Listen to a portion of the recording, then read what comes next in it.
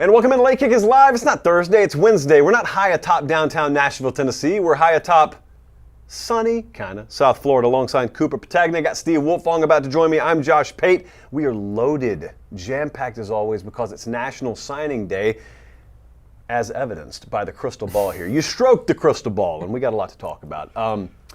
The thing that I want to talk about the most is what everyone wants to talk about, and that's big boys making moves on National Signing Day. I'm going to bring Wilfong in on this, but let me start with you, Cooper. We sat here earlier in the day, and we looked at Alabama, and we said, are they going to finish with the highest rated class of all time? The numbers were going to be hard there. A&M did like freakish things last year. Next question, are they going to get close?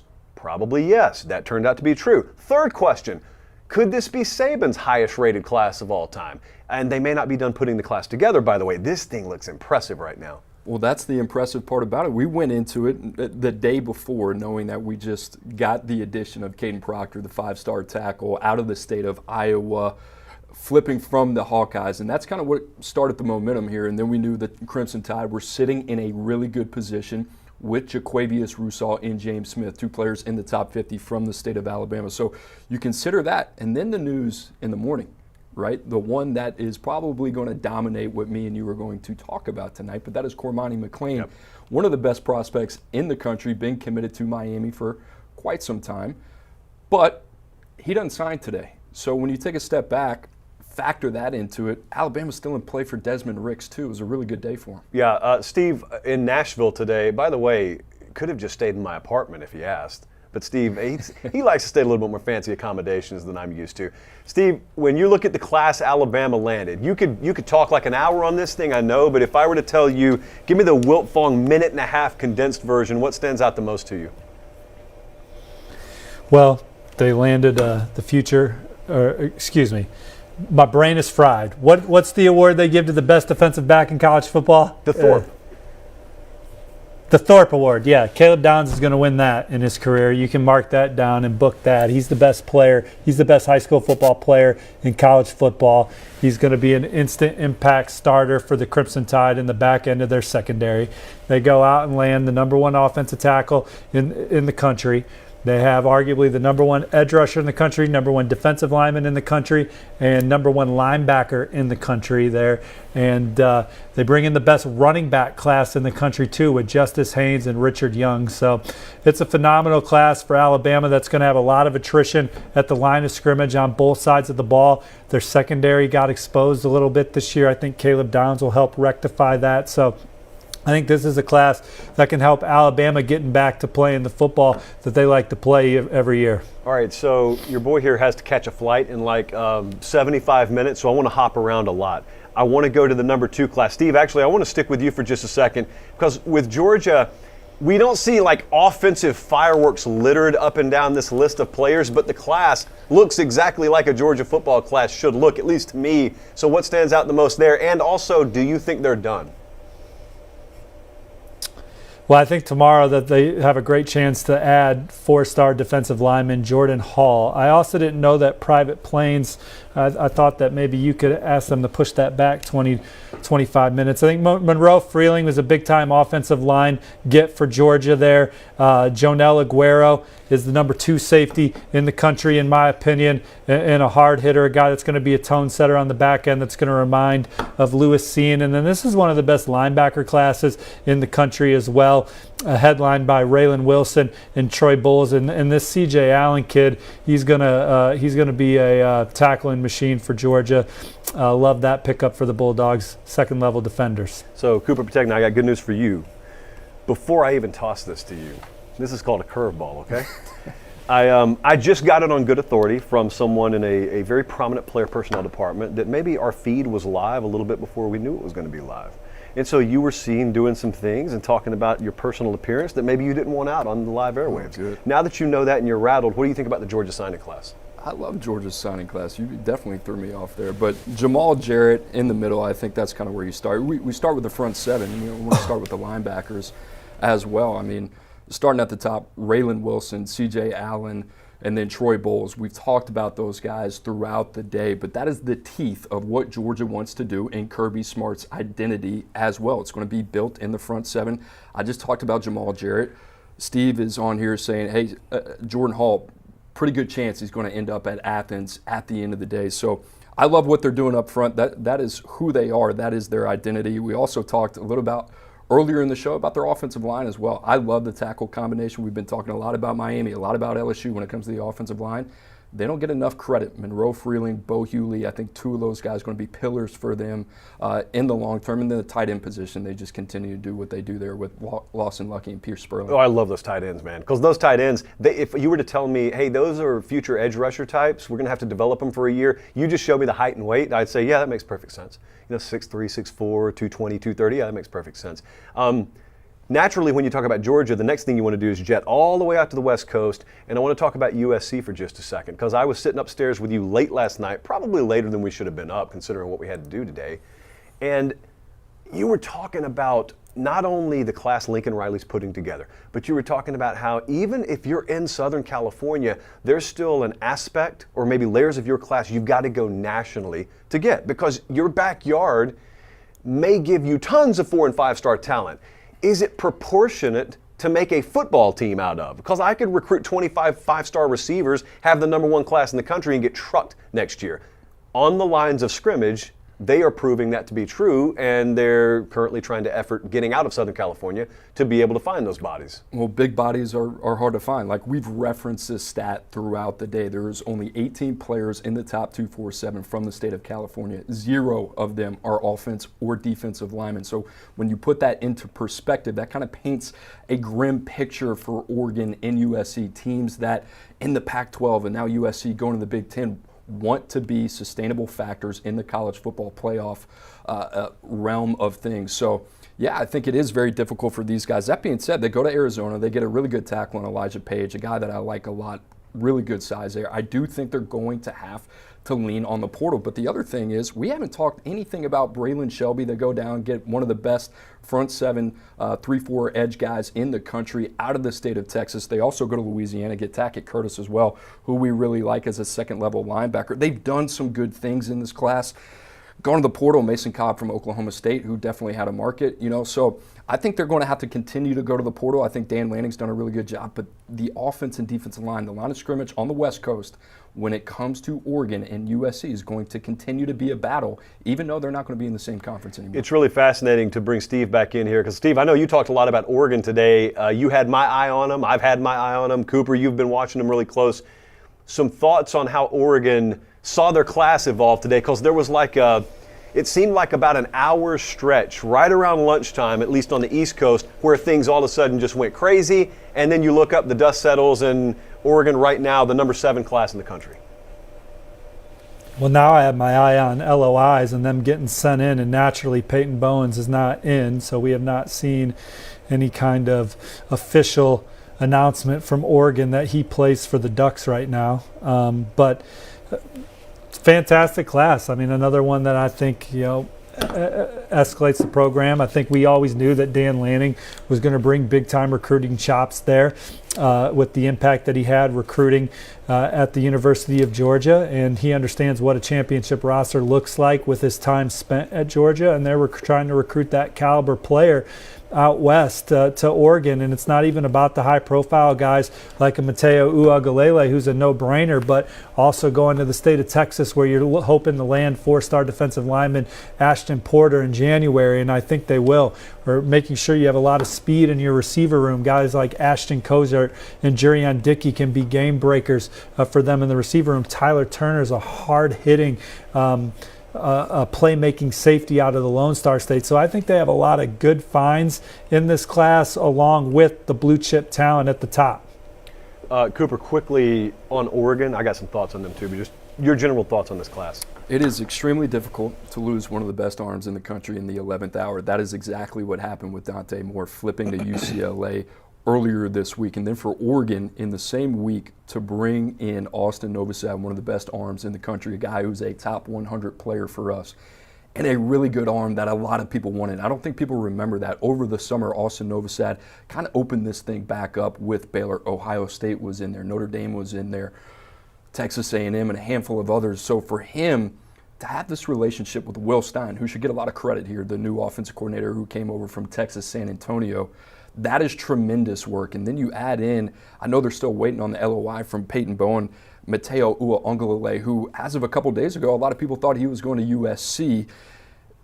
You know, Dalen Austin is a guy that we haven't talked about, but, you know, a guy from California, Long Beach Poly, he's been committed to LSU for quite some time. They get him late in the fold.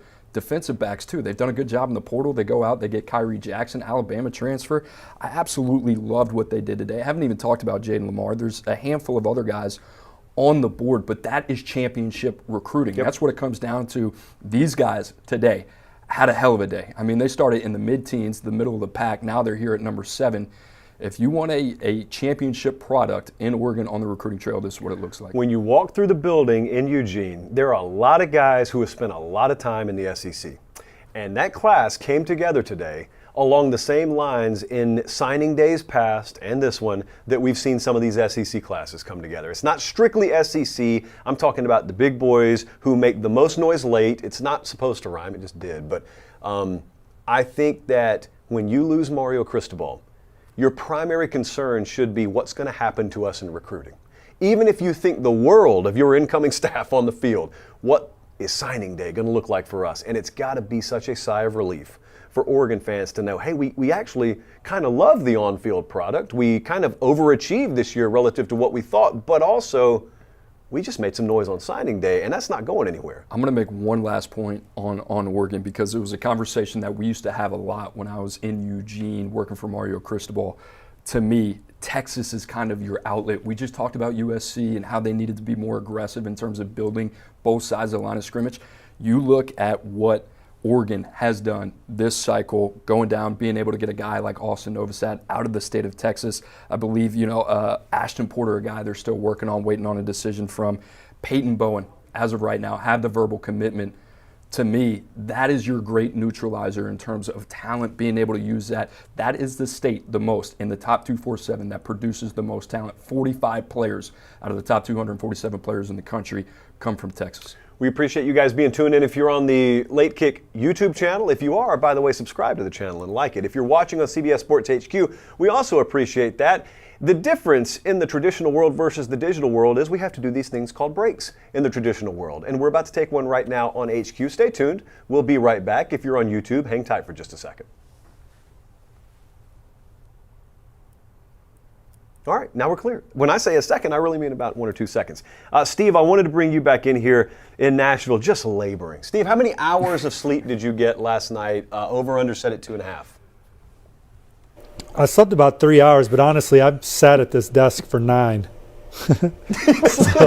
But I'm excited to be here, man. It's to be here on Late Kick here, closing out the day before I then sit in the car for 5 more hours here and get back to Indianapolis, man. That's my little angel. I want to remind you guys, because there is a way that this show comes to you free of charge. Our friends at Academy Sports and Outdoors, making it all possible. We get to be on the road every week. We get to bring a show to you free of charge. There's no paywall between you and I this week or any week. And it's because of Academy Sports and Outdoors. It is right now the first day of winter. It is prime holiday shopping season. Make sure you get it done at Academy Sports and Outdoors. And if you can't get there in person, as we always say, academy.com. And by the way, I'll go ahead and get you teed up. Christmas comes and goes. You still need supplies for all the spring sports. Just beat the rush. I saw some lines at Academy Sports and Outdoors. Don't be deterred. But if you're not a line person, Academy Sports and Outdoors online, academy.com has you covered. Thank you. Eternally grateful to our friends at Academy for carrying the show for us. They carry the water so we don't have to, and we appreciate it. We woke up this morning, 92% of the top 247 were already verbally committed somewhere.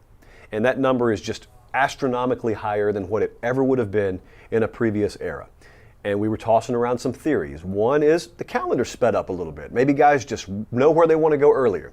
The other, which I think is probably a lion's share of the reason, is when real money is on the table, I mean real, sizable, 6-figure NIL money, you get to look a kid in the eye on Sunday night and say, I need an answer now. You're not taking this to signing day on me.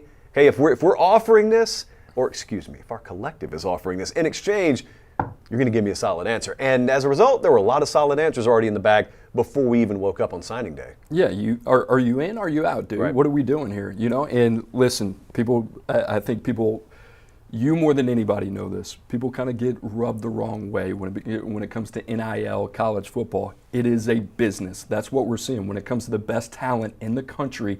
That's what this is. This is a business, especially in the transfer portal. The money is real. I'm not saying it happens in every recruitment, but it's certainly a factor. I mean, me and you today, the conversations that have been had in this building about some of the things that have transpired, it's those type of things that are getting worked out behind the scenes. And I know a lot of people don't want to lean into that, but that's where we are in college football. And to me, Josh, it's only going to become more normal for the sport. Here's the thing, okay? A lot of people are rubbed the wrong way. I have never claimed to be crazy about the direction the sport is headed. I'm also not as alarmist in nature, maybe, as some folks are, and here's why. And Steve Wilfong can attest to this because this guy's covered recruiting since the day before he was born. Steve, if we were to be covering National Signing Day 2015, and it looked like Bama, Georgia, Texas, Miami, Ohio State, LSU, Oregon, Oklahoma, Notre Dame, Tennessee, etc., that's exactly how you would have expected a top 10 or top 15 to look 5 years ago. So if you were to just check in on signing day and you didn't know about the portal and you didn't know about the NIL, all these folks are telling you the sport's been turned upside down. You would look at this and say, it looks pretty much the same to me. It was a question, Yeah, Steve. absolutely. From that regard, you guys hear me? Yeah, I got you. Go ahead. Gotcha. No, I mean, because the powerhouse programs in college football have to keep adjusting to stay near the top of the mountain, right? Well, kind of, yeah. So those are the haves already. Here's the thing about it. As you well know, because you have access to things such as Twitter, message boards, etc., people listen to that, and then the pushback is, yeah, but you can't tell me this kid would have gone here otherwise. I'm not telling them anything. What I'm saying is, if you go case by case, there are always going to be examples of guys who went somewhere today that 5 years ago wouldn't have gone there. I guess I'm trying to play devil's advocate a little bit maybe, because truthfully, when you and I talk, we pretty much sing the same tune on this. But if I were to be devil's advocate, I would push back and I would say, okay, yeah, maybe individual recruitments are being changed. But this top 20 looks exactly like a top 20 did 5 years ago in recruiting. And so my pushback would be, how can you convince me the sport's been turned upside down if the sport doesn't look any different? I just say recruiting has just hit some major inflation is all it is now. You know, there's always been something at stake in it, but now the stakes are just higher, and it's what it is. The LSU program, to flip it back to actual individual classes for a second, you and I were looking at them last night, and we started talking about Notre Dame and LSU and the trade, essentially, that was not an exact trade, but the trade in going from Kelly to Freeman in South Bend, going from Orgeron to Kelly at LSU, and everybody's happy, and you never see that. There's always a winner and a loser, but in this case, both of these classes look really good. The trajectory of both of those programs look really good, and here's the reality. Notre Dame looks to have lost a big-time player today. You got to be in the conversation of big-time recruitments to lose a big-time player. That may sound like a defeatist, inferior mentality. It's not at all. If you're always comfortable on signing day, then you're probably not recruiting at the highest level. Nick Saban loses guys on signing day. Kirby loses guys on signing day. So if you're not occasionally losing one, you're probably settling into that 15 to 25 range perennially, and that's we're good enough, but is it enough? That whole conversation. Notre Dame looks good to me. LSU looks good to me. I have zero doubt that both programs are headed up. You have to step in the box if you're Marcus Freeman. That's your job. You got to set the tone in South Bend as the head coach at Notre Dame. I think a lot of people were, I don't want to say frustrated, but they felt like more meat was left on the bone during the Brian Kelly tenure, during his time at Notre Dame. And I think that was true. I think both things can be said. I think Marcus Freeman has elevated the talent profile of this team in 1 year, and he's done a tremendous job doing that. Listen, there is no hardship. I said it earlier in the show about losing a guy like Peyton Bowen to a team like Oregon, or losing a guy like Keon Keeley to a place like Alabama. If you get those guys in your program, they change the whole perception and trajectory of your program. And on the other side, listen, there was a lot of questions about Brian Kelly, a lot of videos out there, him dancing, a lot of people question marks. The guy his entire life has been a winner. And I think it's fair to question his fit at LSU as a recruiter. That being said, those questions to me have undoubtedly been answered this year, this cycle. The number 6 ranked class as of today, right now. He did a tremendous job on the offensive line. We talked about that. Did a really good job on the defensive line. You know the other thing about this? 3 to 4 years from now, when you look back on this class for Brian Kelly and LSU, top to bottom, it's probably going to be one of the best classes that they have, because I think the guys that they have signed here today are going to stay and develop. Sure, he'll lose a couple, but I think these guys fit exactly what Brian Kelly wants to do. I love what they're doing in Baton Rouge, and I think right now this is what they needed. And listen, a lot of people, they get lost in 1 through 8 in a 25-person class. It's really about 9 through 25. You got to have depth. You got to have 2 deep, especially when you get in December. Steve, I want to toss it back to you. Now, look, this is the final time that I can talk to you before we wrap the show, so I love you in advance, but I want you to finish by talking about this Penn State class, because they're sitting here number 13. It feels like they snuck around. They kind of lurked in the conversation all day. They're not going to be on the front of any kind of promotional headline or graphic or whatnot. This looks like a pretty good class, and we're also building on top of a foundation that includes bona fide 5-star talent at quarterback from the last class for the next couple of years. What do you think about them? And perhaps the best running back room in college football. You know, true freshmen, those guys. But Javen Williams, Alex Birchmeier, they go out and arguably land one of the best tackle interior offensive lineman combinations in the country. They also hit big at the linebacker position. Tony Rojas, Kavion Keys, I think they're guys that can keep the linebacker U mantra in place for them. And even though they're still waiting on a letter of intent from Conrad Hussey, a top 247 defensive back from the state of Florida, that Florida State's in the middle of it for, they really hit big on some big-time defensive backs. King Mack from the Sunshine State, Elliott Washington, a former Alabama commit. And then Cooper and I saw Dakari Nelson at the Alabama-Mississippi All-Star game. He's 6'3". He's 203 pounds. He had an outstanding season on both sides of the ball.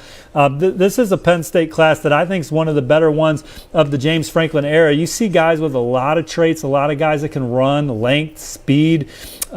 And then, you know, they lost their quarterback early on, but was able to go into Iowa and get Jackson Smolik, a nice pivot for them. He came out to the Elite 11 finals and had a strong showing. So I think that this is a class, you know, look, Penn State, they're a program. They've been a New Year's Six team now. This is the 4th time under James Franklin. And you mentioned it, Drew Aller. They got maybe their franchise quarterback, potential first rounder down the road. The time is now. If they're ever going to bust through and win the Big Ten again and get into a college football playoff and be competitive in that arena, this is a recruiting class that I think can help them get there. Stephen, unbutton those top buttons. Have a safe drive back to Indianapolis. Enjoy the foot or so of snowfall you have coming your way. You're a soldier. We appreciate your service. Guys, happy holidays. Happy New Year. See you, fellas. What a face of the organization. Unbelievable. Complete machine. Okay, so what if I told you there are 2 teams in the top 20 we barely mentioned today? One of them South Carolina, one of them's TCU. You would say what to me? Shame on us? Yeah. Okay, well, let's talk it's about about time, man. These are my guys. Listen, I think everybody gets to today, and it's easy to gravitate towards teams like Oregon. It's easy to gravitate towards teams like Auburn, new coach, Dan Lanning going into his 2nd year. A lot to be excited about with those programs, but to me, this is a 12-month process and sometimes even a 24, 36-month process in terms of building a board, coming all the way to this date, and a lot of sweat equity, a lot of work comes into it. And the 2 teams that I really wanted us to talk about for me were TCU and South Carolina. And I love looking at the marriage of on-field success and can you carry that to recruiting success. And when I look at TCU, you look at them last year, number 45 in the country. And you look at the potential this year. Right now, they're sitting at number 16. I love what Sonny Dykes has obviously done on the field this year. If you're a TCU fan, you got to be ecstatic about that. But looking at TCU, Marcus Deal, top 247 defensive lineman, that's certainly going to help in the long term. Cordell Russell, another guy out of the state of Texas that I really love. Avian Carter helps beef up the front 7. Jamel Johnson, a former Texas commit, the safety. And then this kid, Max Carroll, out of Tennessee. TCU, for whatever reason, all the way going back to Jerry Hughes, has a reputation of taking these big jumbo athletes or two-way guys or three-phase players, and they figure them out at the next level. I think this kid is the next version of that. But to me, what I love about TCU is what they've done in the transfer portal. I know this is a signing day show, but already you match up with what they've done on the high school acquisition side with what they've done on the collegiate side. Tommy Brockmeyer, highly recruited, goes to Alabama, bounces back. He's at TCU. JoJo Earl, same deal. Another guy highly recruited, didn't work out. Now he's back at TCU. Jack Besh from LSU had a great freshman season. Talented room, attrition there, right? And then Avery Helm from Florida, another talented guy out of Texas. And guess what? Kicking the tires on former five-star receiver Chris Marshall. To me, if you're TCU and you want to say, how do we stay in the conversation? This is it. You don't go any further than what they're doing right now. I love what they're doing. It's a perfect confluence of events, one of our favorite words on the show, because you're in the Big 12. That happened a while ago.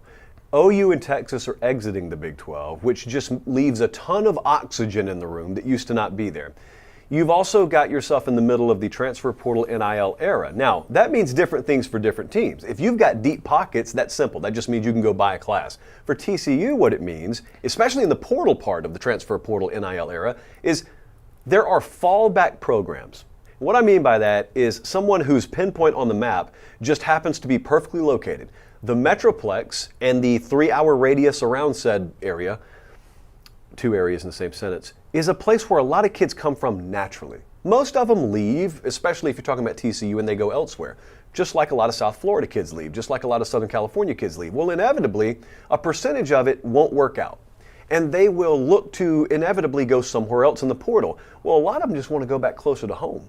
You just happen to be there. TCU just happens to be there. I think Miami's going to benefit from this. I think UCLA could end up being a massive beneficiary from this. And it's not that those programs have been radically overhauled. Sure, there's differences there in head coach and whatnot, but it's not that overall, if you open up the hood, it looks totally different.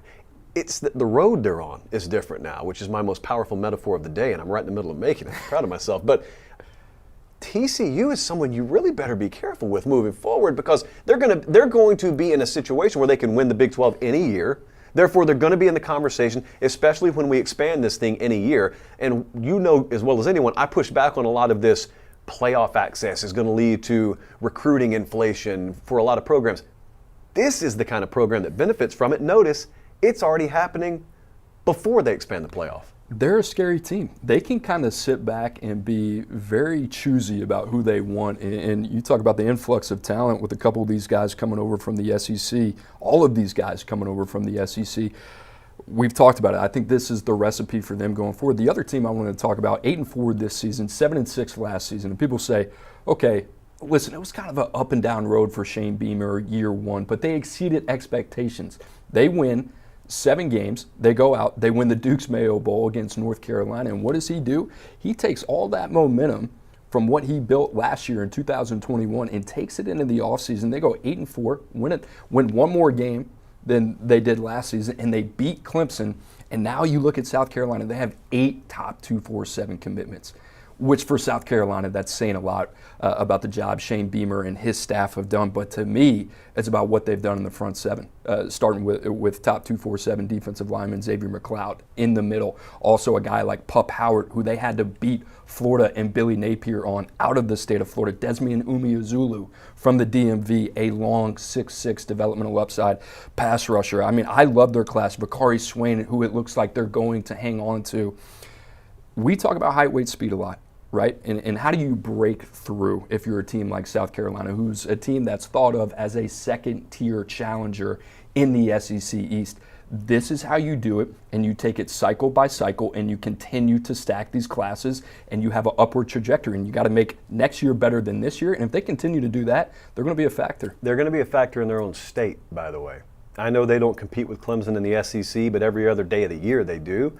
They just beat them on the field this past year. These classes now start to look more and more comparable. You need to stack those classes, as you just said, but I was just doing radio in Greenville a little while ago, and we were talking about how that gap would close. Well, it closes with days like today. It closes with days like what happened during rivalry week this past year. Okay, I got to get to the airport really, really soon, but some final thoughts here. I think it's as usual, it's staggering how much of the day we spend talking about the SEC, but it's because largely those are the programs that make the biggest move. On signing day, I was fascinated and continue to be with what happens in the state of Florida. I really want to see what happens with Cormani McClain. I really want to see with portal kids like Travis Hunter what happens.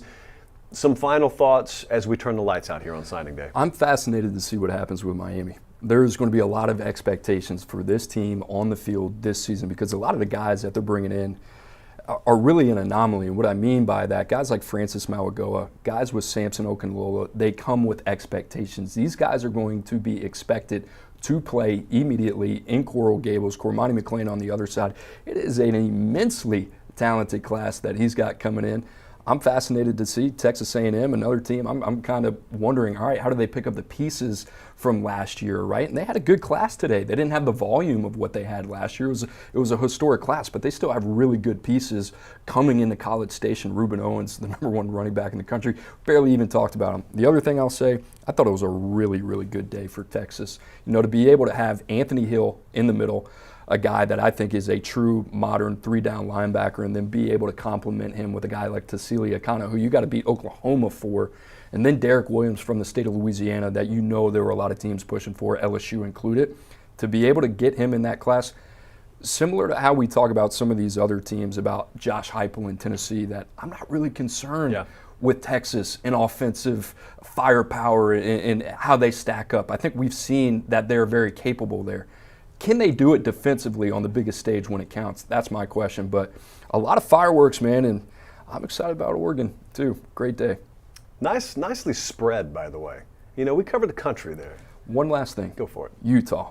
They don't get enough credit. I love the job that they do, Kyle Whittingham. Listen, I worked in the Pac-12. There was no one man that I think people feared more and respected more than Kyle Whittingham. And every year what they do, they take players that, with all due respect, aren't as highly recruited. They line up from you and they take it to you for 4 quarters and 60 minutes. And guess what? 4 guys, top 247 this year. And there's a ton of guys that we're not even going to talk about tonight that are going to be really, really good players. But they're losing Clark Phillips, this Smith Snowden kid that they got from Utah, another 5'8.5" nickel who plays a lot bigger than his size. I love what the Utes are doing, man. I love just why these teams, when they recruit to their identity, that gets me fired up. I mean, they're hanging another Pac-12 championship banner out there, so they're doing something Second right. year straight.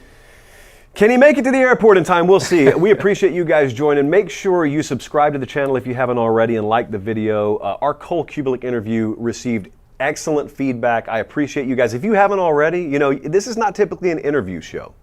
I made some exceptions. That's one I highly encourage you to go watch. You may think you don't like interviews.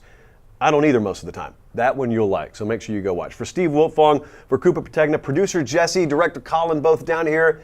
They're about to head to a beach somewhere. I'm headed to the airport. I'm Josh Pate. Thank you so much for watching. Take care. Have a great Christmas. We'll see you back Sunday or Tuesday night. Until then, God bless.